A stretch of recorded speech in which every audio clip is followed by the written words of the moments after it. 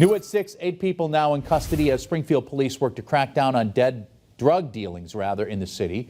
Springfield police have been investigating open-air drug dealing in the Worthington Street area.